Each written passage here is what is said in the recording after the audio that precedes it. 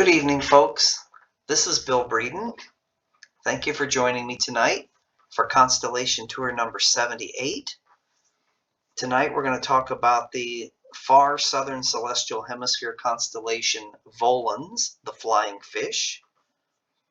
Volans is visible all year, pretty much, from the southern hemisphere, being so close to the south celestial pole. So we have Stellarium here set up for March 1st of 2022 at about 8:30 p.m. And it's also set for viewing from Buenos Aires, Argentina. Being so far south is really the only way we could get a good view of Volans, the flying fish. Now I will admit this is an obscure, faint constellation, sort of hard to find, in an area of the sky that I'm not familiar with, from a location I've never observed from. So this will be a challenge that hopefully you'll bear with me for this one. I have Stellarium set up as if we were observing from a moderately light polluted region of Buenos Aires. And we are looking south. So we're looking towards the south celestial pole here. So before we find Volans, let's try to find the southern version of Polaris, or the point in the sky around which the whole sky turns. So let's start by looking for the Southern Cross and for Alpha and Beta Centauri. It's probably the best place to start. So here is the Southern Cross right here. Sort of can't miss it if you're looking south from a very southern location. And then Alpha and Beta Centauri do stand out as well. Now there's no star equivalent to Polaris in the southern hemisphere, so we have to just find the region of the sky that would contain the south celestial pole. So draw an imaginary line through the Southern Cross and point this way. And then draw another line between Alpha and Beta Centauri and bisect it perpendicularly and follow that imaginary line. Now where these two imaginary lines intersect, that is the approximate location of the south celestial pole, the point on the sky around which the whole sky turns from the southern hemisphere. So now that we've done that, let's try to find Volans, the flying fish. So again, start by finding the Southern Cross, which is here. And then let's look for Canopus, or Alpha Carina, which is the second brightest star in the entire sky. So Canopus is right here. So if you're looking towards the Southern Cross in this general region of the sky, Canopus should be pretty obvious. And I want to point out the false cross right here. It's a little bigger and a little fainter than the real Southern Cross, so it's easy to get those confused. Luckily, though, if you spot either one of them, you should be in the region of Canopus, or Alpha Carina. Now, how do we find Volans? Like I said before, it's not the easiest constellation to find or envision. So let's move from Canopus towards the Southern Cross, which is here. And on our way, you'll see this somewhat bright star here. This one is Beta Carina. That's going to be your guidepost to Volans, the flying fish. So let's do that again. Find the Southern Cross. This region of the sky will contain Canopus. Move from Canopus toward the Southern Cross, and you will come to this semi-bright star here, Beta Carina. And that will be your guidepost to Volans. So Volans is just off to the right of Beta Carina. You'll see these two stars here. and these two stars here. They form sort of a parallelogram, for lack of a better word, with a couple of stars in between them right here and here. So these faint stars here are all part of Volans, the flying fish. Let's take a look at them. There's Alpha Volantis and Beta Volantis, Zeta Volantis, Gamma Volantis, Epsilon Volantis, and Delta Volantis. So here's your constellation right here that we're looking for tonight. Let's turn on our constellation lines. And you'll see Volans depicted here, just off to the right of Beta Carina. Probably the best way to find it. I've really not come up with a better way. Like I said, it's sort of obscure, faint. So let's take a look at the mythical figures.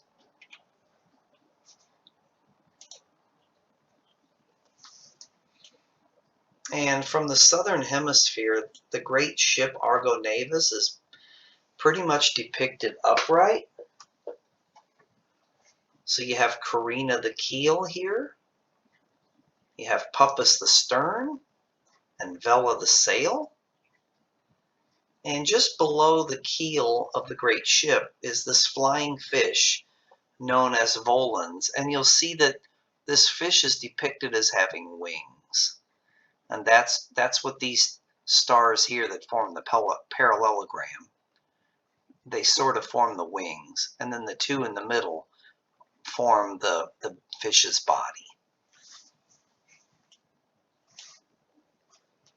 Pretty neat. Now, I've never observed this constellation in my life, in reality, only simulated. I envy those that have seen it for real.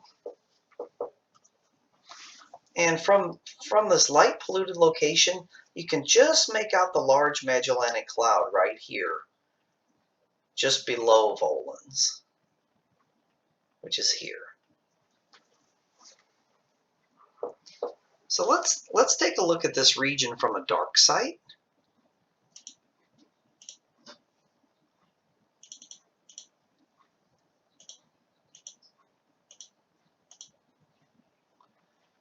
All right, let's try to find Volans again. I'm kind of lost in the stars here. Here's Crux, or the Southern Cross. Here's the False Cross here. And here's Canopus. And here's Beta Carina. So you have these two stars here and these two forming the parallelogram, and then these two here. So these two are the fish's body, and then these two and these two are the wings of the flying fish.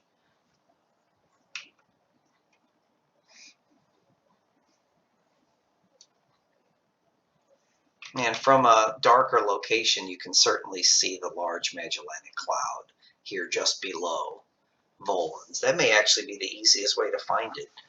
If you're at a dark location, just look for the Large Magellanic Cloud and then look up here towards Beta Carina.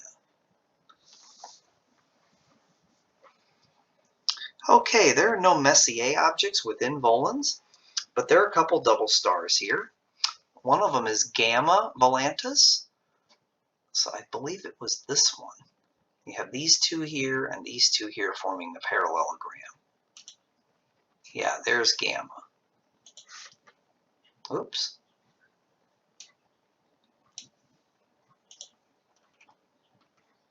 That a little too quick. Okay, Gamma Volantis is listed as a magnitude 3.7 double star, located 141 light years from Earth. And let's see if it splits. Yeah, that splits really nicely. So I'm not sure if this whole double star here is Gamma 2 or if one of them is gamma 2 and one of them is gamma 1. Yeah, there we go. Sometimes it helps to just click on stuff. So we have gamma 1 here being the slightly fainter one, and then the brighter member is gamma 2. And so gamma 1's listed at 147 light years away, and gamma 1 is listed at 141 light years away. So very probable that they're actually a related double star system.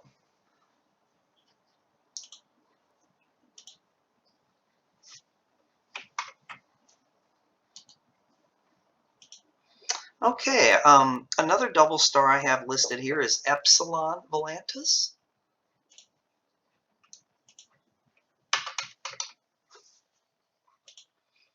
And I have a comment to make here about these star names.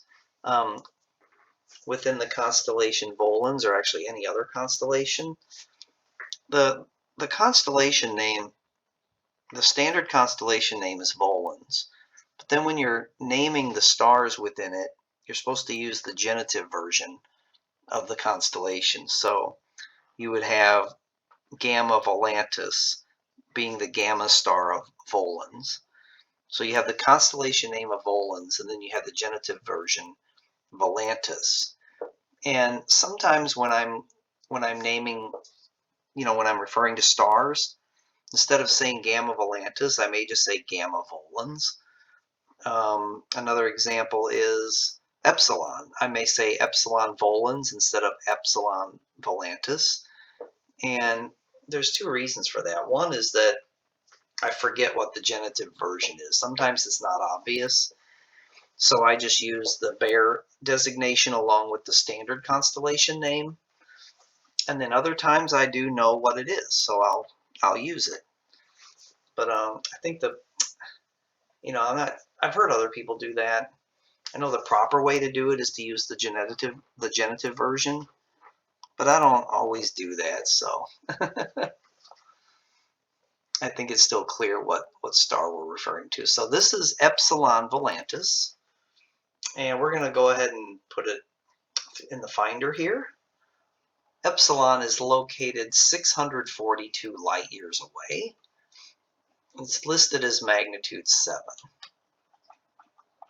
Let's see if it splits in the software. Yeah, it does.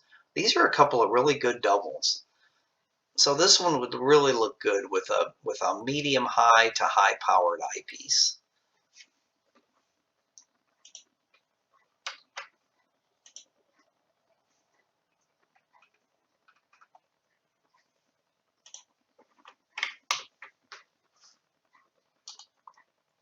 All right, we're back to a naked eye view. So here's the Large Magellanic Cloud here. Here's the parallelogram shape of Volans. Here's Beta Carina here. Here's Canopus out here, and here's the Southern Cross right here. So I don't have any deep sky objects listed. So why don't we take a moment here to use Stellarium as a star chart. So I'm going to turn on the boundaries, first of all. And you can see that Volans here occupies this area of sky. And if we look up just a little bit here, you can see how close we are to the South Celestial Pole, which is located within Octans, the constellation Octans. So all of these constellations here that surround the South Celestial Pole are generally visible all year long from a southern location, just as the northern constellations are visible all year long from northern latitudes. Same concept. So let's use Stellarium as a star chart. I've turned on the constellation name and boundaries. Let's go to our sky and viewing options. Go to deep sky objects, turn on labels and markers. And it's set pretty good from last time, so we'll just leave it there. And now we have a few objects popping up here. So let's check out NGC 2434. Looks like an 11th magnitude galaxy located 115 million light years away. And it looks like Stellarium does have an image of it. in the program, which is always nice. It makes simulated stargazing that much more fun. So let's put a 19 millimeter panel. Let's put a little bit more power on it. Let's put a 13 millimeter Nagler on it. Looks like NGC 2434 is an elliptical galaxy.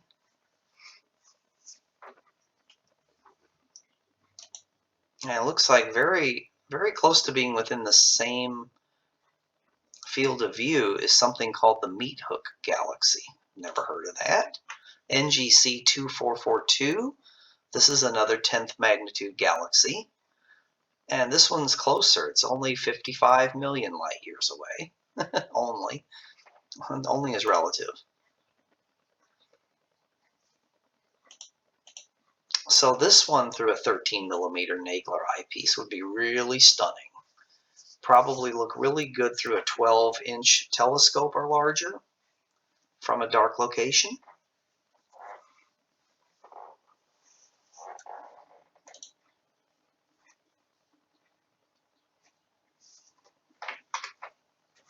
Okay, so let's return Stellarium to standard.